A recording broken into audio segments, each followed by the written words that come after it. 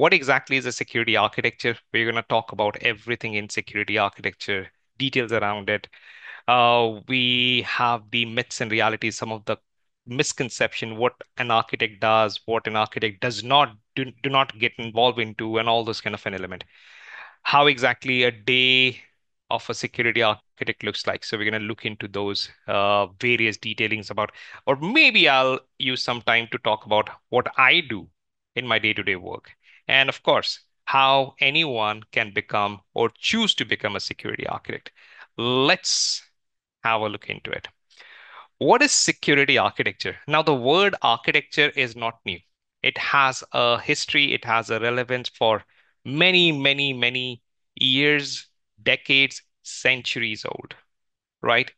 So, an architecture is anyone who designs something, who convert your thoughts into realities, who helps you in enabling in conversion of your thoughts into realities.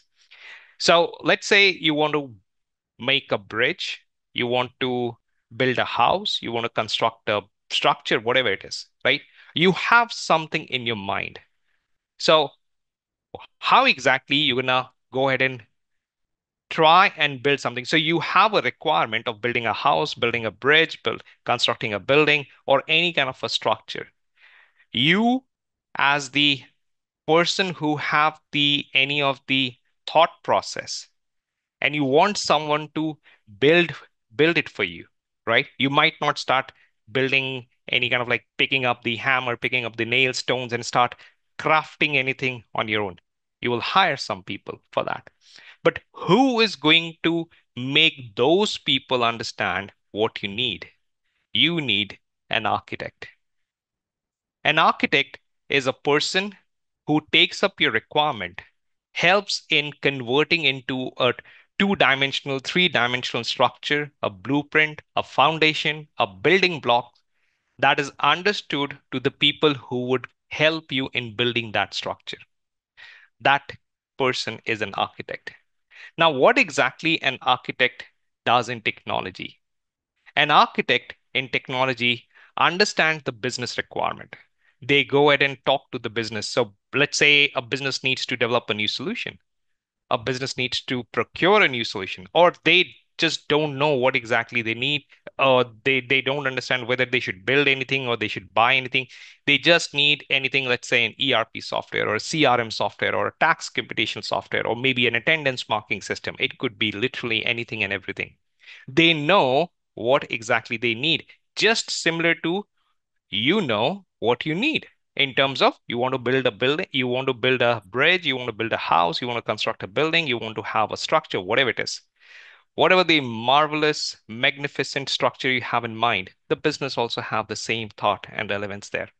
Now, when they come up with the requirement they have, they reach out to the architect. An architect understands their requirement.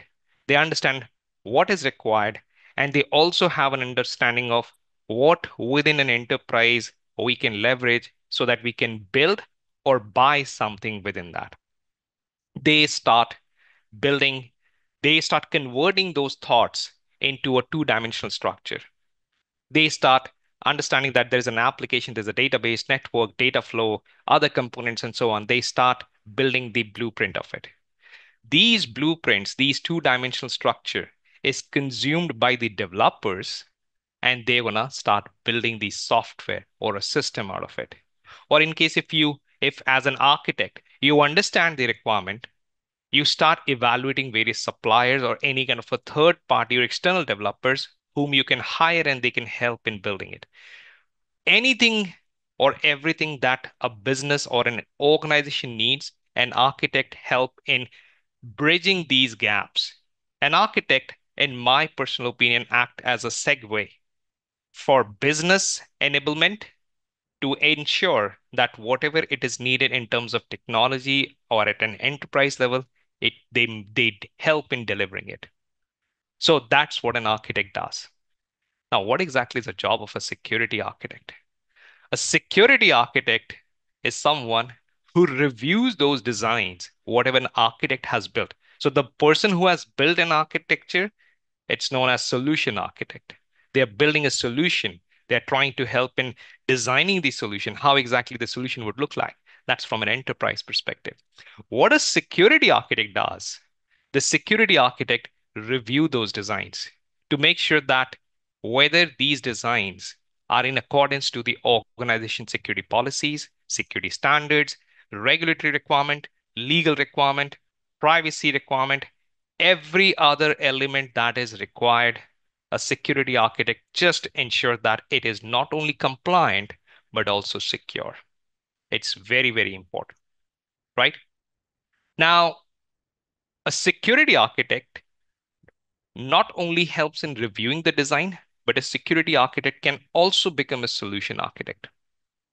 When a security architect helps in designing any solution from a security perspective. Let's say my organization needs any kind of, let me give an example, any PAM solution, privileged account management or privileged access management. Or maybe my organization needs any honeypot, or my organization needs any kind of DNS servers or whatever it is, something that security requires to build, security requires to use it, or maybe an SIEM solution, security information and event management. So they, who is the business here? The business is security, right? Because the security requires it. And who's going to develop it? Now, organizations generally don't develop PAM solutions, honeypots, or SIEM solutions on their own. They procure it. But how exactly the procurement process will be vetted? Who is going to evaluate the security posture for the suppliers? It's the security architect. They play the role of a solution architect in terms of from a security perspective, right? So an architect, especially a security architect, plays dual role for solutioning any kind of a system or a solution that is going to be consumed and used by security, and a security architect for any kind of a business need, right? So, in a nutshell, who is a security architect? A security architect is an individual who reviews all those designs that has been built, whether it is in accordance with the organization security standards, legal compliance, regulations, privacy, everything, whether it is meeting those requirements or not, and ensuring the data is secure, various authentication best practices are followed or not, and whether it is meeting the business requirement or not. So that's where the security architect plays a role. And what is a security architecture? It's a process of reviewing these designs, understanding if they meet all the security requirements or if there are any gaps, any kind of deviations, any kind of a risk, they need to identify, capture it, and make sure that there are proper mitigation controls around it. That's what the process of security architecture is. But where exactly the architecture belongs? If I give every one of you a reference, a very simple, basic, naive reference from a software development or a system development lifecycle, where exactly the architecture lies within SDLC? If you could quickly read through it. So these are the basic steps like requirement gathering, design, development, testing, ops, and maintenance. So the security or just architecture, if I have to put in there, the architecture lies in the design phase. This is where, so as an architect, now no matter you're a business architect, enterprise architect, you're a security architect, you're a solution architect, you you have a requirement given to you by the business. Now that business could be any kind of sales, marketing, HR, or your security in general. You take those requirements and you start building the design. Now there are many sort of designs out there. And in terms of architecture, there are like high level design, low level design. You have your data flow design, you have your integration, you have your logical context, system context, security context. There are tons of different designs. Each and every design has a different purpose. Each and every design have a different significance, a different role to play.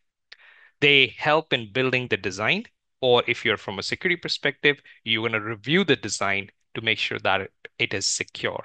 And then once the design is finalized, You hand over the design to the development people. The developers are going to write down the code, build the code, and then they are tested, and then it is moved into the production. It sound very similar to when we were trying to build a bridge or maybe construct a building or maybe building a structure. So as an owner of the bridge, owner of the house, I had the requirement. I hired an architect who helped in developing a layout, a plan, some kind of a two-dimensional structure. I reviewed the plan. I understood how exactly it's going to look like, and then I approved it. As an owner of the house, I approved it. So whatever you build in architecture, your business must be happy about it. Because your design, your diagram, your two-dimensional structure, what you have built, that has to be in accordance to the business requirement. That's a very important key element in terms of architecture. And then once that is finalized, once the business is happy, once everyone is happy, security is happy, you hand over the design to the development, and then they start making the application, writing down the code, or maybe if it is a third party application, you're just procuring it. You might want to think about how exactly it needs to be enabled, how exactly it will be integrated within our environment, how the credentials or how the accounts will be enabled and everything. And then you start moving into the production. That's where the architecture plays a significant role.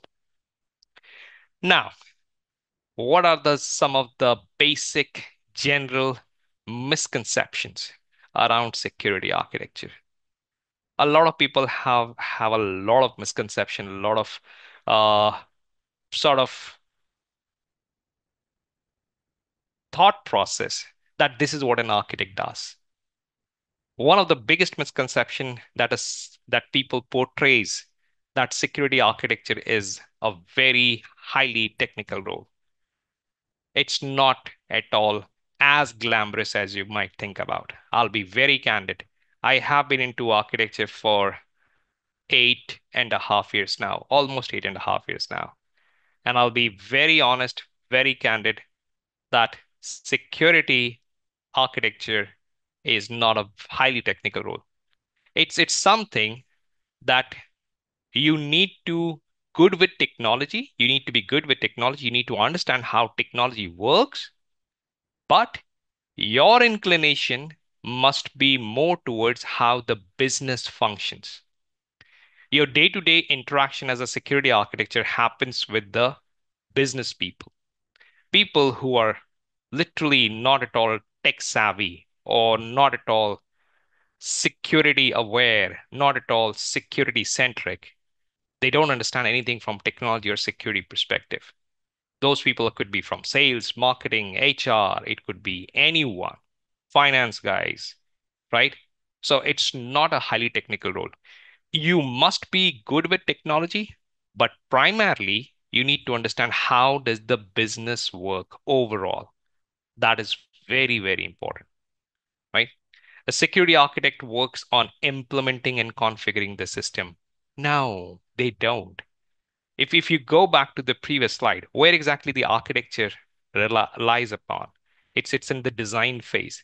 In the design, there is no implementation that is happening. In design phase, there is no configuration that is happening. You're just building the design. So an architect is responsible for reviewing and approving the design. They don't work at implementing the systems, right?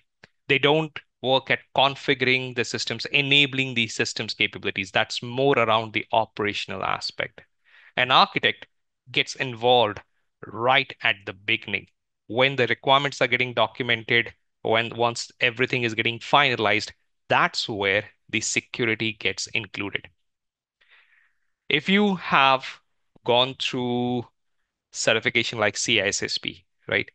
In domain 8, the software development security, there was a section that security, there was a statement that security must be baked in rather than bolted on.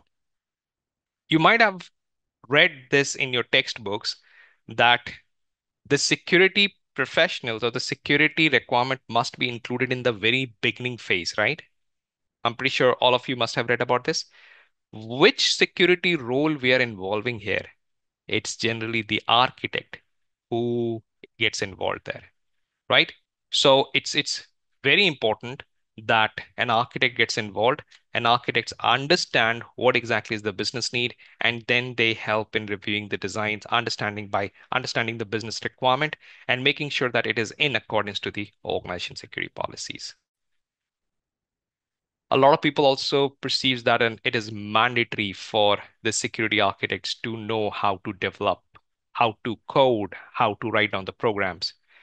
Well, it's nice if you know it, but it's not a mandate. It is nice if you can recognize what exactly the business or application logic is, but that's not a mandate. You work with various kind of domain architects, you work with various kind of a technology specific architect, like you might have worked with network architects, data architects, or maybe cryptography architects, or so on. It's not at all required for them to know if what exactly the programming language or how exactly someone needs to write down a code. It's not at all important for them. But it is always nice to get get hands-on in case if you can understand or interpret, if you're given any kind of a piece of code, if you can understand what exactly it does, that's an added advantage, but that's not a mandate. A lot of people always tends to tie the architecture with networks. Architecture diagrams and everything. It's not at all about your network designs, your DMZs, firewalls, routers, switches. Well, it used to happen like this earlier, almost like 10, 15 years ago. If we talked about architecture diagrams, majority of them, they all used to be network diagrams. But it's not anymore. You have so granular level of micro segmentation done within the application level. You have dissected the application into multiple halves. You have your application layer, presentation layer, database layer, tooling layer. You have an authentication layer. You have network layer. So there are many such micro segmentation that's created. So it's no longer or not at all about network design, routers, DMZ, switches, firewalls, load balancers, only about these. It is definitely it includes so many diagrams that includes the network components, but it's not only about those, right? You have the APIs nowadays. You have a cloud solution. You have your IoT, OT, zero trust, right? They all include some of the other forms or elements of network, but it's not only about the networks. Compliance equals to security. This is genuinely my favorite. It's one of the most debatable things, right? What do we understand from compliance? Com Being compliant means there are certain set of rules. You are able to meet all those requirements. That's what we say you're compliant. But does it also mean you're secure? Not at all. Not at all, always. I'll give you an example. Let's say GDPR mandates that you must have an ability to identify or discover any kind of a breach and report it within 72 hours. How would you go ahead and do that? What's the thought process behind that? Now, the one way to do is you must have an ability to detect or discover any kind of a breaches. For that, you generally implement any kind of a logging and monitoring capability, like SIEM, right? Now, you have implemented an SIEM technology. You reached out to some of the popular vendors out there and you got one of the technology in your organization. You met that requirement of being compliant, but you have not written any kind of regex, the regular expressions, the rules that what needs to be detected. And in order to do that, first of all, you need to conduct a threat model to identify the threat vectors that your organization might be responsible for detecting. You have not done any of those things. So you are meeting that compliance requirement, but are you secure? I don't think so, right? So just because an And this is a quite common conversation that as you being a security architect might come across, that someone goes and say that, hey, we are encrypting the data. We are meeting your requirement. Well, we are compliant. Well, you're not keys on, let's say, once a year or once 2 years, or maybe the person who is generating the keys and person who's retrieving the keys, they both are the same people. Ideally, they should not be. You don't have a crypto period, right? So you are meeting the compliance requirement, but it's not secure. It's very important that we understand being compliant does not mean you're secure. Security architecture acts as a roadblocker. That's a most common statement that we generally get to hear from the businesses, from the stakeholders, from the customers, that you might have heard this, and I'm pretty sure that most of us would agree with me on this, that someone reaches out to you that, hey, we have a release day after tomorrow. Can you share your approval? Because we need your approval to go to production. I'm pretty sure you all might resonate with the statement. People reach out to you stating that we have an urgent release. This is an urgent request. This is an urgent, we need to seek an approval. Can you provide an approval? Now, as a security architect or as a security professional in general, you honestly have no clue what exactly you are being asked to approve. And that too in such a short notice, right? Why exactly an architect was not included when the requirement was being documented? What is there so urgent that we have to approve when, and it was not at all urgent when the requirement was being documented, nobody was included in there. It's just lack of awareness. And when you guys go back and say no, who is to blame? Well, security didn't approve our solution, right? So that's a very common statement that we all get to hear almost every time whenever you reject a solution from going forward. But we don't generally reject it, isn't it, right? We don't always say no, because our job is not to deny that you cannot go ahead. We can, but ideally we should not be doing that. I'll tell you the reason, and I'll be very honest with you all on this forum, that when you go back and say no, everything that an organization suffers as an impact from making profits, making money, security will be blamed for. And security is not a business, like they don't dictate how to do a business. They are the business enablers. So when you are being asked that tomorrow or day after tomorrow we have a release and we need an approval, you can politely say, well, I am not sure what I'm supposed to approve. I've never saw any of those things. If you just need my approval, I'm just going to say, I'm going to tell you to take a risk because this is not something security looked into it, right? And always understand that accepting the risk should not be a kind of a normal pattern for the business to move their solution into production. You might have these kind of discussions as well. As an architect, it's a very difficult task.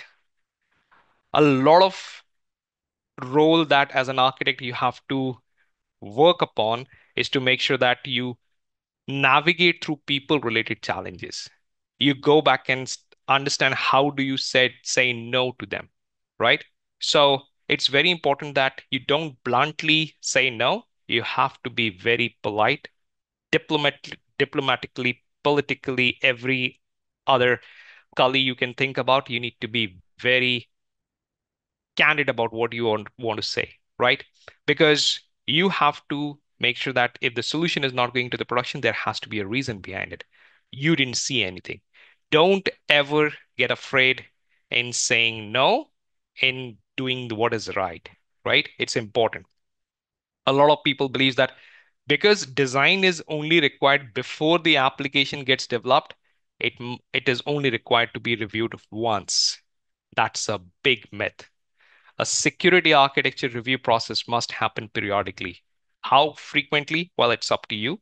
I would say Do at least once in a year, or maybe once in 2 years. That's okay, right? But it should not be because, see, once the application was designed, developed, moved into production, that doesn't mean it will remain secure the way it is always like that. That doesn't mean at all, right?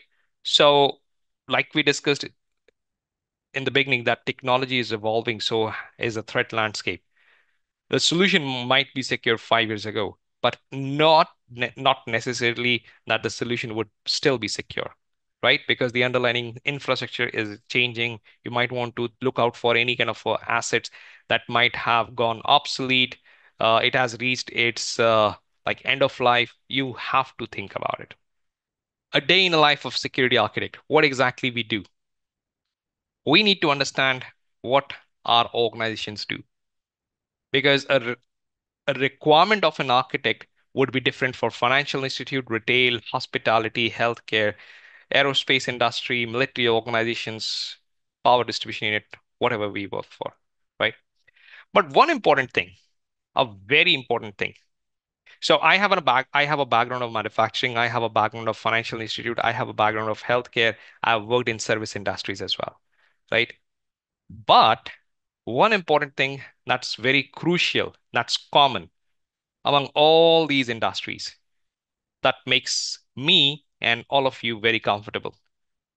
Because for us, data is data.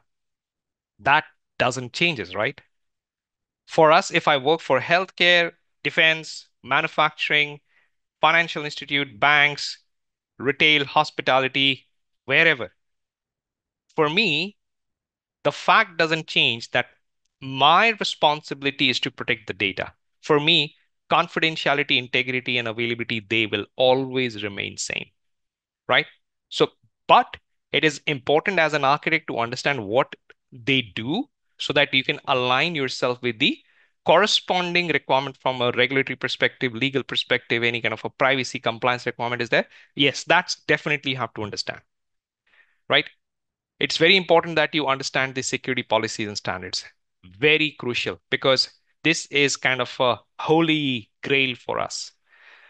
These acts as a guardrail, right? We ensure that whatever the solutions that's being built, what's being procured, we need to make sure that it's within these guardrails, these standards and policies that we have.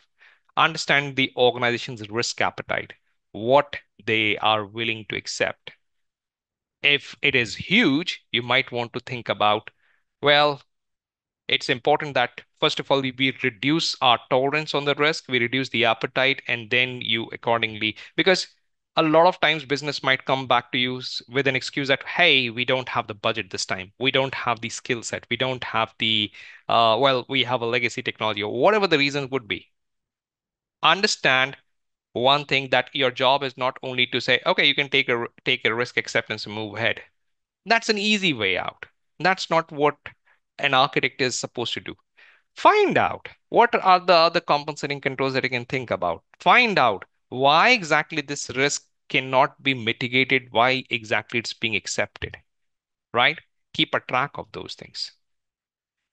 Very important aspect of a security architect, one of the most important traits that's been sought after, how they can influence people. Not the sort of an influencers you see on social media nowadays. It's a kind of a positive reinforcement that whenever you are having a discussion with your stakeholders, see how you can influence them. Influence in terms of helping them in taking the right decision. It's not about scaring them that, hey, if you don't go with this, your probably solution will be compromised and you'll end up like X amount of money. No, that's not a right way of dealing with this, right? It's important that you make them understand in what exactly is our requirement. Why are we suggesting to have this control? Why is it important that you have this? Why is it important that you don't go ahead without this, right? It's important. And that's the reason we always recommend an architect. A very good architect is an effective communicator. You generally deal with people who are not at all tech savvy. They could be sales, marketing, finance. Let's say someone reaches out to you and you tell them, Well, I think you should have a digital certificate for the purpose of mutual authentication. And yes, you should be doing it with the help of TLS 1.2, 1.3. And make sure that the certificate is from the third party signed certificate. Don't use the self-signed certificate. And for that, you need to generate a CSR file and do that. Do you really think a business person would understand any of the word I said? Not at all, right? Make them understand what are you trying to ask, and in case if they cannot provide that, what is the risk they are accepting, right? Let's say business suggested that, well, we need to do a single sign-on, but we don't need an accessibility outside internet. We only do internally host the for the solution that is hosted internally. Well, you can do SAML, you can do OpenID Connect, you can do Kerberos. Well, you need to explain what's the difference between them in a way that business people can understand, not in a way that only tech people or security people can understand. It's very important that you must be able to communicate effectively. It's like talking to a child. If you can explain the controversial topics like zero trust, PKI, Kerberos, software defined network to a 5 to 8 years old kids, and if they are able to understand it, oh well, you have whatever it takes to become an architect. Trust me when I say this. If you have kids around you, if you have someone at home, or if you find someone, don't torture them a lot by explaining SDN or zero trust to them. But yes, if you can, or if you have an ability to explain it to a kid, and if they go back excited that they learned something really, really complicated subject, oh, well, you have everything what an architect needs to know, right? Because this is one of the key forte of a good architect, right? Follow the architecture principles. Like, see, there are methods available. For example, let's say I want to transfer a file to a supplier or a vendor or a client. There are many ways you can do that, starting with an email, a file transfer server, instant messaging, collaboration tools. There are many ways. But what is a secure way of doing that? How an organization has adapted a pattern for that. It's very important. So, solution is a very later phase for an architect. First of all, we understand the requirement. We start building the blueprints. Based on the blueprints, blueprint is nothing but like literally you take the pen and a paper or a like marker and a whiteboard and you start drawing things. And then you develop a pattern out of it. From that pattern, it gets adapted as a building block, and then those building blocks are used in their day-to-day jobs.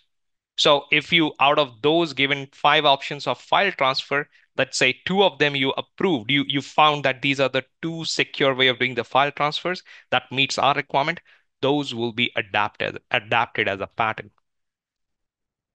And of course, you need to read a lot, learn everything that is happening around you, update yourself with all those kind of different technologies that are emerging. So if someone talks about like someone is going to use or leverage a blockchain technology, hypothetically, I'm just talking about a blockchain technology. Now, you need to know fundamentally how does a blockchain technology works? What's a tokenization? What's a consensus mechanism? What's a 51% attack vector? Understand the security requirements. If you talk about AI is everywhere nowadays, right? What exactly is an AI? What are the different types of AIs? How exactly your organization is leveraging AI? Or the best way to learn about everything is to talk to AI. No doubt about it. You can talk to AI and learn about what's a blockchain, what's an AI, what's a conversational AI, what's a generational AI. All those kind of different things you can learn about it there. All right. I'm just quickly going to take 2 more minutes to quickly walk through about how one can become a security architect. We have spoke already a lot about different skill sets, and I'm going to quickly do a recap around it. Have a good understanding of every domains in security. Now, in case if someone is not aware what are the domains of security, maybe you just pick up the book, CISSP book. There are 8 domains. If you break down, there are 10 domains, right? Just know the fundamental understanding. of everything what's in there. Now, I'm not going to suggest or push you that you go it with the CISSP certification. Well, it will be really nice if you can do that, but that's not a recommendation here right now. Read the book, at least get yourself introduced to these domains because an architect is literally everywhere. What's the most fascinating and the most interesting part of my job, my role is it actually throws me a new challenge every day where I need to learn things. So that continues to have my learning curve all the time rolling. It's very crucial.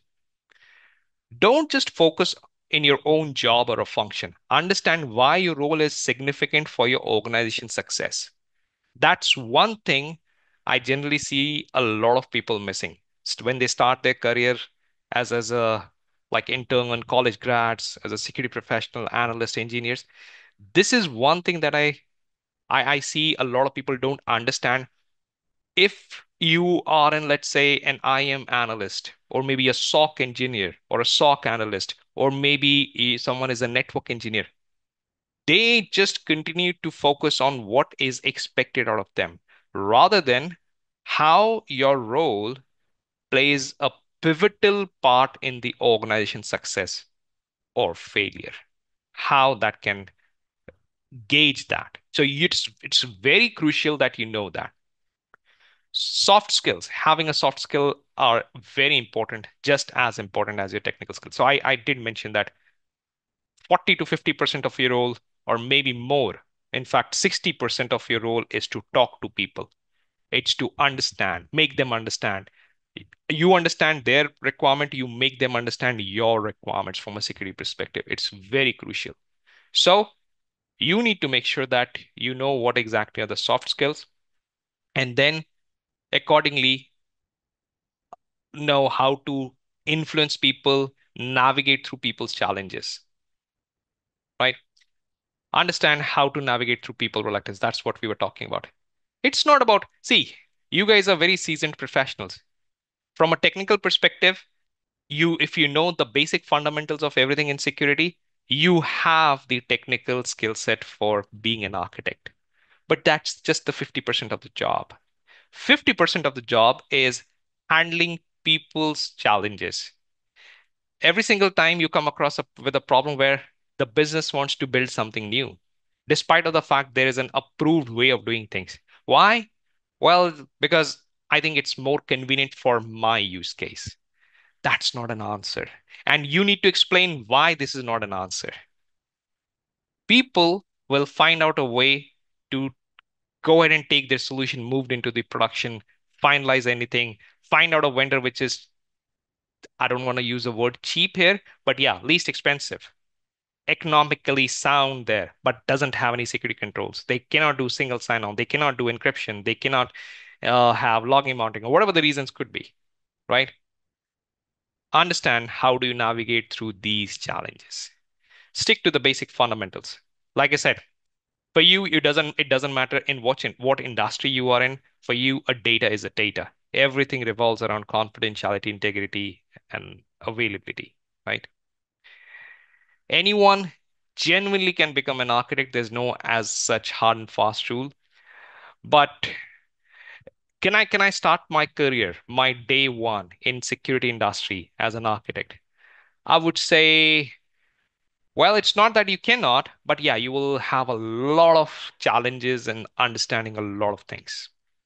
So my recommendation for anyone who wants to become an architect is to spend some good time, good quality time in the industry, at least like 5, 6 years, understand various domains, how things work, how to like know the business related challenges, know the people related challenges, and then, of course, expand your knowledge horizon to technology and security. Definitely, that's a great way to enter into architecture, right? It's not that I always wanted to be an architect. I never knew what. So I joined this industry in 2009. I got introduced to security in 2006 while I was in college, right? So for me, security meant only one thing, like penetration testing. That wasn't a term used in 2006, to be honest, right? For it was just like called as hacking. And that's quite true for a lot of people who know security with one thing, either vulnerability assessment or maybe for penetration testing, right? I never knew what exactly an architect does. I just landed in this particular role, and it was quite a happy accident that happened with me. But it's been 8.5 years. I, but before that, I already had an experience of like 7, 8 years in the industry. So to understand what exactly things work, how things move in the organization, and that's where, and honestly, in the beginning, it was sort of little bit of challenge to understand the right mindset for becoming an architect. And still, I keep on going through various challenges, but it has become, I would say, not an easiest job, but definitely easier than what I used to do on day one. Some of the industry certifications will definitely help. Like my recommendation would be go ahead with something like your CSSP, that will help you in understanding all the fundamental knowledge of security. But yeah, even if you go ahead and don't grab a certification, just gain the knowledge, that is good enough. All right. But one important thing, just keep on learning all the time. Don't think that we have learned everything. That's not a right architecture mindset.